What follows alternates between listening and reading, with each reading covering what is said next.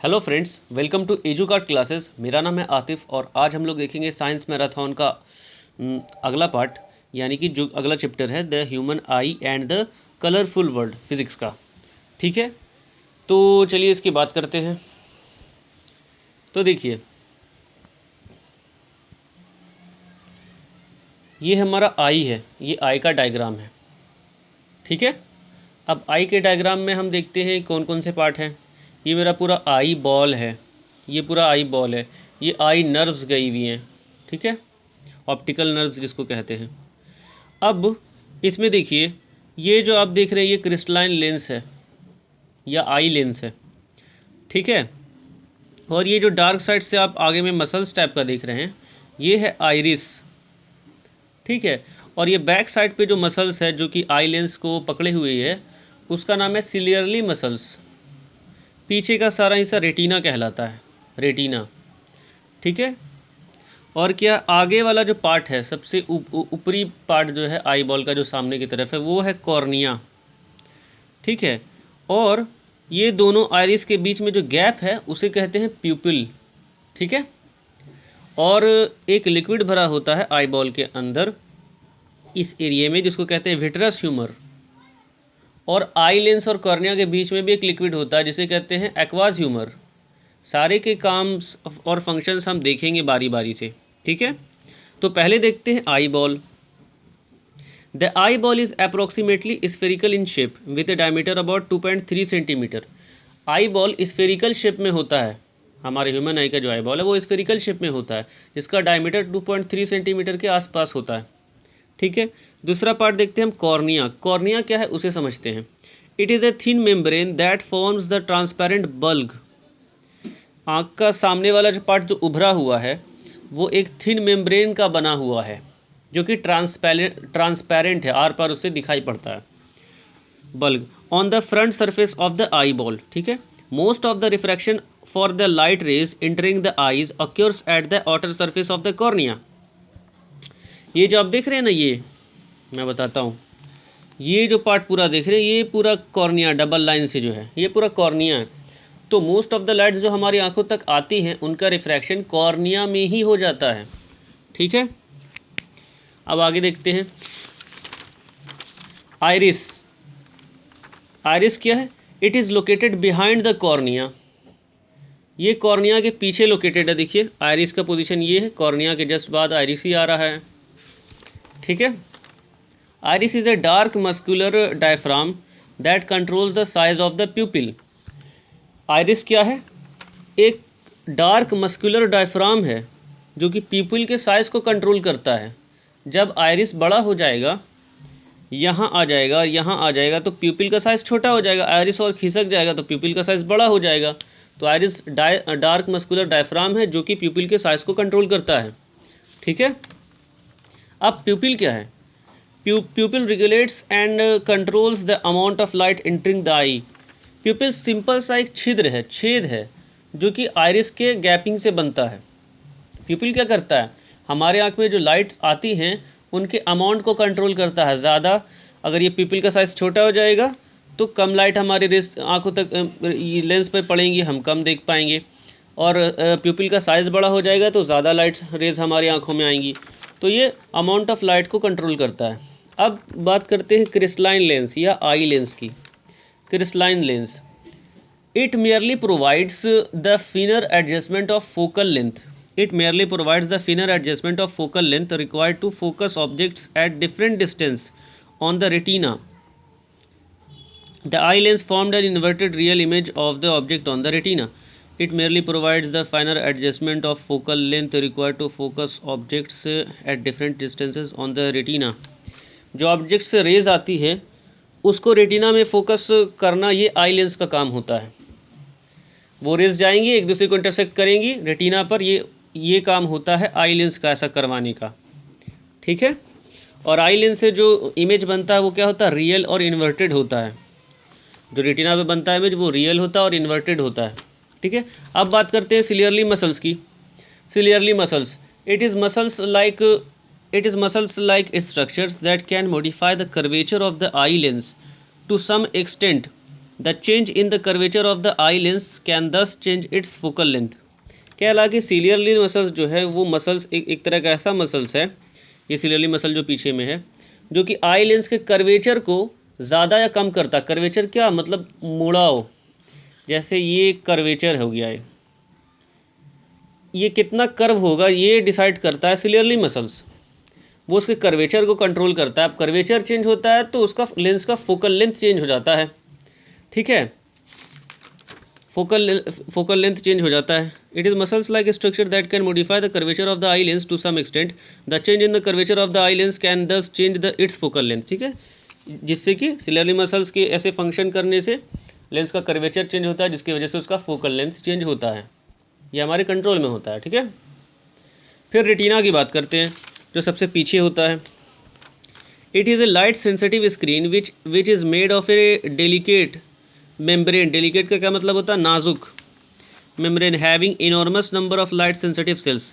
Retina जो है वो एक लाइट सेंसिटिव स्क्रीन की तरह काम करता है हमारी आंखों के पीछे, जो कि बना होता है एक नाजुक सी झिल्ली का। और वो नाजुक सी झिल्ली का संरचना कैसा होता है, वो मिलकर बना होता है enormous number of light sensitive sales, बहुत सारे अनगिनत लाइट सेंसिटिव सेल्स से मिलकर बना होता है एक डेलिकेट मेम्ब्रेन, नाजुक झिल्ली, जिसे रेटिना कहते हैं, जो कि लाइट सेंसिटिव स्क्रीन की तरह काम करता है, ठीक है।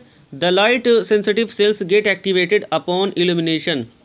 जैसे ही इस मेम्ब्रेन पर रोशनी पड़ती है तो ये लाइट सेंसिटिव सेल्स एक्टिवेट हो जाते हैं एंड जनरेटेड इलेक्ट्रिकल सिग्नल्स, और इलेक्ट्रिकल सिग्नल जनरेट करते हैं, ठीक है। These signals are sent to the brain via the optic nerves, और ये सिग्नल ऑप्टिक नर्व्स के द्वारा ब्रेन तक भेज दिया जाता है। The brain interprets these signals and finally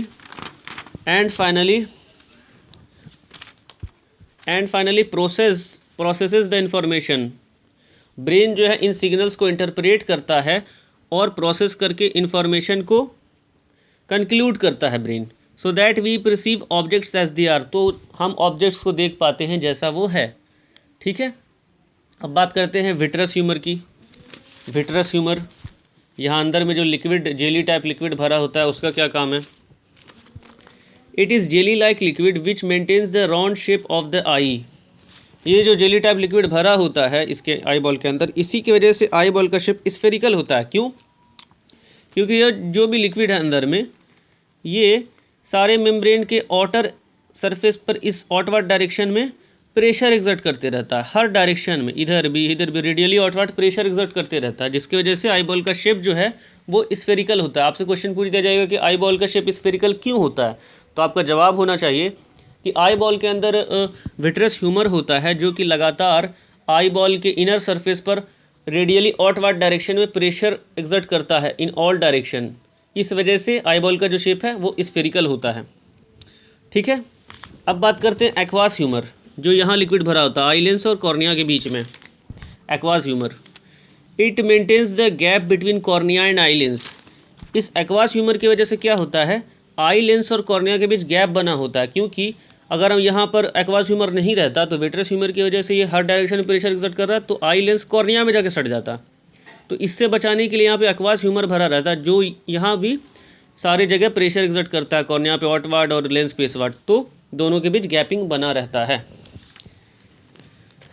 अब बात करते हैं पावर ऑफ एकोमोडेशन। ये क्या होता है, the ability of the eye lens to adjust its focal length is called accommodation. Eye lens का ये जो एबिलिटी है, जिसकी वजह से ये जो एबिलिटी है जिसके कारण वो अपने फोकल लेंथ को एडजस्ट कर पाता है, घटा या बढ़ा सकता है, इस एबिलिटी को ही पावर ऑफ एकोमोडेशन कहा जाता है। However the focal length of the eye lens can not be decreased below a certain minimum limit. हालांकि जो आई लेंस का फोकल लेंथ है एक मिनिमम लिमिट के नीचे नहीं जा सकता है, ठीक है। और ये होता क्यों है पावर ऑफ एकोमोडेशन, एक तो हमारा आई लेंस जो होता है वो जेली लाइक मटेरियल से बना होता है, फ्लेक्सिबल होता है, और वो मतलब उसका कर्वेचर घट सकता बढ़ सकता है, किसके द्वारा, सीलियरली मसल्स के द्वारा, इसलिए वो अपना फोकल लेंथ घटा बढ़ा सकता है। इसी एबिलिटी को पावर ऑफ एकोमोडेशन कहते हैं। अब नियर पॉइंट ऑफ द आई क्या होता है, the minimum distance eight which objects can be seen clearly without strain is called the least distance और near point of the eye. वो मिनिमम से मिनिमम डिस्टेंस, जिस मिनिमम डिस्टेंस पर objects को हम क्लियरली देख पाते हैं बिना किसी स्ट्रेन के, उस मिनिमम डिस्टेंस को ही लीस्ट डिस्टेंस या नियर पॉइंट ऑफ द आई कहा जाता है। अब क्या, for a young adult with normal vision the near point is about 25 centimetre. Normal व्यक्ति के लिए जो नियर पॉइंट होता है वो 25 सेंटीमीटर होता है। फार पॉइंट क्या है? Far point of the eye, the farthest point up to which the eye can see objects clearly is called the far point of the आई।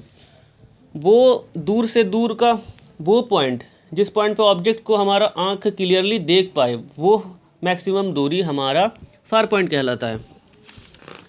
ठीक है। अब कैटरैक्ट क्या होता है? Sometimes the crystalline lens of people at old age becomes milky and cloudy, this condition is called cataract. Sometimes क्या होता है, old age वाले पीपल का जो क्रिस्टलाइन लेंस है वो धुंधला हो जाता है, मिल्की टाइप का हो जाता है, जिसके कारण वो देख नहीं पाते। इस कंडीशन को ही कैटरैक्ट कहा जाता है। अब बात करते हैं defect of vision and their correction. Defect of vision कितने तरह के होते हैं? मेनली 3 तरह के होते हैं, मायोपिया, हाइपरमेट्रोपिया, प्रेसबायोपिया। ठीक है। तो पहले बात करते हैं मायोपिया क्या होता है। Myopia is also known as near sightedness. A person with myopia can see nearby objects clearly but cannot see distant object clearly. कह रहा कि मायोपिया का दूसरा नाम क्या? नियर साइटेडनेस है। इसमें क्या होता है, जिस पर्सन को भी ये बीमारी होती है वो नज़दीक के ऑब्जेक्ट को तो क्लियरली देख पाता है, लेकिन दूर के ऑब्जेक्ट को क्लियरली नहीं देख पाता है। A person with this defect has the far point nearer then infinity. ऐसे पर्सन का जो फार पॉइंट होता है वो इन्फिनिटी पे ना होकर के, मतलब बहुत दूर ना होकर के काफ़ी नज़दीक ही होता है, इसलिए वो उसके आगे देख नहीं पाता क्लियरली। ठीक है। Such a person may see clearly up to a distance a few metres. ऐसे लोग बस कुछ मीटर तक ही दूर तक का साफ देख पाते हैं। In a myopic eye the image of a distant objects is formed in front of the retina. Myopic eye में क्या होता है, जो ऑब्जेक्ट का इमेज है, दूर रखे ऑब्जेक्ट का इमेज है, वो रेटिना के सामने ही बन जाता है। मैं आपको दिखाता हूँ। ठीक है। ये देखिए, जहाँ पे कट कर रही है वहाँ पे इमेज बन रहा है, तो मायोपिक आई में क्या होता है, रेटिना के सामने ही इमेज बन जाता है। फिर क्या है, and not at the retina, और रेटिना पे नहीं बनता है। This defect may arise due to excessive curvature of the eye lens और elongation of the eye ball. ठीक है। तो अब देखिए होता क्या है, ये मायोपिक आई है, ये फार पॉइंट ओ डैश है नॉर्मल आई के लिए, और ये मायोपिक आई के लिए ओ है। यानी कि अगर यहाँ पे ऑब्जेक्ट रखा रहेगा तो इसका इमेज रेटिना पे बनेगा, लेकिन अगर दूर रखा रहेगा तो रेटिना से पहले बन जाएगा। ठीक है। ऐसा होता क्यों है? ऐसा मेनली होता है 2 कारण से। या तो आई लेंस एक्सेसिव कर्वेचर उसका एक्सेसिव हो जाए, जिसकी वजह से उसका फोकल लेंथ घट जाता है। ये ज़्यादा ही कर्व हो गया आई लेंस, जिसकी वजह से उसका फोकल लेंथ यहाँ न रह करके यहाँ आ गया, तो यहीं पर इमेज बन रहा है। दूसरा क्या कारण होता है? दूसरा होता है elongation of the eye ball. Eye ball गोल के बजाय लंबा हो गया है। अब आई बॉल गोल के बजाय लंबा हो जाएगा तो रेटिना तो दूर चला जाएगा, तो इस वजह से भी होता है। अब करेक्शन कैसे करते हैं इसका? This defect can be corrected by using a concave lens of suitable power. A concave lens of suitable power will bring the image back on the retina and thus the object is corrected and thus the defect is corrected। तो इसको correct करने के लिए हम क्या करते हैं कि इसके सामने, आई के सामने एक कॉन्केव लेंस लगा देते हैं सुटेबल पावर का। अब होता क्या है ना कि देखो ये ज़्यादा कन्वर्ज कर रहा है, यहीं पे कन्वर्ज कर दे रहा है लाइट को। हम चाहते हैं कि रेटिना पर करे, तो क्यों ना हम इसको थोड़ा और डाइवर्ट करके रेस को दें, ताकि जब आई लेंस इसको कन्वर्ज करे तो यहाँ पर कन्वर्ज ना होकर के यहाँ पर ये कन्वर्ज करे रेटिना पर।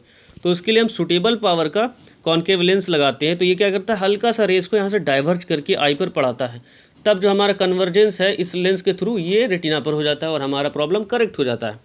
दूसरा टाइप का जो बीमारी होता है विजन प्रॉब्लम में, वो क्या, हाइपरमेट्रोपिया। इसमें क्या होता है, hypermetropia is also known as far sightedness. Hypermetropia का दूसरा नाम फार साइटेडनेस है। ठीक है। A person with the hypermetropia can see distant objects clearly but cannot see nearby objects clearly. इस कंडीशन में, हाइपरमेट्रोपिया में, आदमी को दूर का चीज़ तो साफ साफ दिखाई देता है सारा ऑब्जेक्ट्स, लेकिन नज़दीक रखी चीज़ें साफ नहीं दिखाई देती हैं। ठीक है। The near point for the person is further away from the normal near point. इस कंडीशन में जो नॉर्मल नियर पॉइंट क्या है, 25 सेंटीमीटर है। तो ऐसे हाइपरमेट्रोपिया वाले पर्सन का नियर पॉइंट थोड़ा दूर हो जाता है नॉर्मल नियर पॉइंट से, यानी कि 25 सेंटीमीटर के परे और बाद रहता है उसका near point. Such a person has to keep a reading material much beyond 25 centimetre. तो ऐसे आदमी को 25 सेंटीमीटर से ज़्यादा दूरी पर चीज़ों को रखना पड़ता है उन्हें देखने के लिए। From the eye for comfortable reading. ठीक है, अब क्यों होता है ये देखते हैं। This is because the light rays from a close by objects are focused at a point behind the retina. अगर हाइपरमेट्रोपिया की बात अगर करें तो इसमें क्या होता है ना कि अगर ये है मेरा नियर पॉइंट फॉर नॉर्मल आई और ये नियर पॉइंट है फॉर हाइपरमेट्रिक आई। ठीक है, तो होता क्या है, सॉरी ये जो है नियर पॉइंट है फॉर हाइपरमेट्रिक आई, एन से डिनोट कर रहे हैं, और एन डैश है नॉर्मल नियर पॉइंट। तो जब नॉर्मल नियर पॉइंट से इसके रेज आती है तो रेटिना के पीछे इमेज बनाता है हाइपरमेट्रिक आई। उसके लिए क्या करना पड़ता है ना कि इस ऑब्जेक्ट को थोड़ा और दूर रखना पड़ता है एन पर, जो कि हाइपरमेट्रिक आई का नियर पॉइंट होता है, वहाँ रखने पर तब ये इमेज रेटिना पर बनता है। ठीक है, इसका कारण क्या होता है, this defect arises either because the focal length of the eye lens is too long, या तो आई लेंस का फोकल लेंथ बहुत ज़्यादा बढ़ जाता है तो ये यहाँ पर रेटिना पर ना इंटरसेक्ट करके पीछे करता है इंटरसेक्ट और इमेज वहाँ पर बनता है। दूसरा क्या कारण है, the eye ball has become too small, eye ball ही छोटा हो गया, इतना बड़ा होगा छोटा होकर यहाँ पर आ गया तो रेटिना तो यहीं आ गया तो इमेज पीछे बन रहा है। दूसरा कारण ये होता है। अब इसको करेक्ट कैसे करते हैं, this defect can be corrected by using a convex lens of suitable power. इसको करेक्ट करने के लिए कॉन्वेक्स लेंस का इस्तेमाल करते हैं सुटेबल पावर का। अब वो करता क्या है, देखिए ये क्या कर रहा था, दूर जाके उसको कन्वर्ज कर रहा था ये, यानी कि इसका कन्वर्जिंग पावर कम हो गया आई लेंस का। तो हमको एक कॉन्वेक्स लेंस इंट्रोड्यूस करना पड़ेगा सामने में सुटेबल पावर का। वो क्या करेगा, जो भी रेज आ रही हैं, ये मेरा नॉर्मल पॉइंट है, near point N dash near point है नॉर्मल पर्सन के लिए, वहाँ से जो रेज आ रही है उसको थोड़ा और कन्वर्ज करके देता आई लेंस को, फिर ये उसको और कन्वर्ज कर देता और रेटिना पर आराम से इमेज बना देता है, तो हमारा विज़न जो है वो करेक्ट हो जाता है। ठीक है, अब देखते हैं अगला पॉइंट, प्रेसबायोपिया। प्रेसबायोपिया क्या होता है, in this condition the person suffers from both myopia and hypermetropia at the same time. It arises due to the gradual weakening of the ciliary muscles and diminishing flexibility of the eye lens. Presbyopia वो vision condition है, वो defect in vision है जिसमें myopia और hypermetropia दोनों eight the same time होता है, यानी कि पर्सन को दूर का भी क्लियर नहीं दिखता और नज़दीक का भी क्लियर नहीं दिखता है। ठीक है, ऐसा होता क्यों है, gradually weakening of ciliary muscles. Ciliary muscles जो हमारे आँख के होते हैं, ये पीछे वाले हिस्सा सिलियरली मसल, ये बहुत जल्दी कमज़ोर हो जाते हैं, जिसके वजह से ये लेंस को कॉन्ट्रैक्ट या ये रिलैक्स नहीं करने देते हैं। तो ना ही हम दूर का सही से देख पाते हैं, ना ही नज़दीक का सही से देख पाते हैं। ठीक है, या दूसरा कारण क्या है, diminishing flexibility of the eye lens, या आई लेंस की फ्लेक्सिबिलिटी ही कम हो गई है, ये थोड़ा कड़ा टाइप का हो गया तो ये कहाँ से दबेगा या रिलैक्स होगा, है ना, ये कारण होता है। Such people often requires bifocal lenses which, तो ऐसे पर्सन को इस डिफेक्ट को करेक्ट करने के लिए बाईफोकल लेंस चाहिए होता है। ठीक है, मतलब उसके चश्मा में कॉन्केव लेंस और कॉन्वेक्स लेंस दोनों लगा रहता है, which contain both concave and convex lens on the same glass. ठीक है, upper is concave and lower is convex. जो आप देखते हैं कि किसी आदमी के चश्मा में नीचे चांद जैसा बना होता है वो कॉन्वेक्स लेंस होता है और ऊपर वाला हिस्सा कॉन्केव लेंस होता है। ठीक है, ऊपर वाला हिस्सा कॉन्केव होता है दूर का दिखने के लिए, नीचे वाला कॉन्वेक्स होता है नज़दीक का देखने के लिए। ठीक है दोस्तों, और ये आगे हम डिस्पर्सन ऑफ वाइट लाइट अगले पार्ट में इस सब करेंगे। ठीक है, तो उम्मीद करता हूँ ये वीडियो आपको समझ में आया होगा। अगर प्लीज़ कहीं पे भी आपको डाउट रह गया हो तो कमेंट कीजिए, उस पार्ट में उस मिनट उतना मिनट मेंशन करके मैं उसे फिर से वीडियो बना के आपको अच्छे से समझाऊंगा। टेंशन लेने वाली कोई बात नहीं है। ठीक है फ्रेंड्स, तो अगर आप नए हैं हमारे चैनल पे तो प्लीज़ हमारे चैनल को सब्सक्राइब कीजिए, क्योंकि इससे हमें सपोर्ट और मोटिवेशन दोनों साथ साथ मिलता है। Okay friends, thank you so much.